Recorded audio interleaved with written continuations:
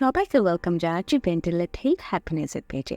আজকে আমরা জানবো এনজাইটির 3টি পয়েন্ট। প্রথম কথা হচ্ছে এনজাইটি জিনিসটা আসলে আমাদের কন্ট্রোলে নেই, বাট আমরা যেটা চাই আমরা এনজাইটিকে কন্ট্রোল করতে চাই, যে কারণে আমরা আসলে নিজেদের ক্ষতি করে ফেলি। আমরা আসলে এনজাইটিটা অলওয়েজ ফিল করি, যে কারণে আমরা এটাকে কন্ট্রোল করতে চাই। কিন্তু যেটা হয় এনজাইটিকে আসলে কন্ট্রোলই করা যায়। এনজাইটি কমানোর জন্য বা এটার ইন্টেন্সিটিটাকে একটু কমানোর জন্য আমরা বেশ কিছু স্কিল শিখতে পারি এবং ওগুলো আমাদের লাইফে অ্যাপ্লাই করতে পারি, যে কারণে আমরা এনজাইটির কষ্টটা একটু কম পাবো। 2 নম্বর জিনিস হচ্ছে এনজাইটি জিনিসটা আসলে পার্মানেন্ট না।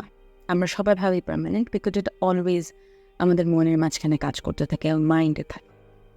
বাট জিনিসটা হচ্ছে আমরা আসলে কিছু কিছু ইভেন্ট অথবা ইনসিডেন্ট দ্বারা রিট্রিগার্ড হতে থাকি, অথবা রিপিটেডলি এটা আমাদের সাথে হতে থাকে।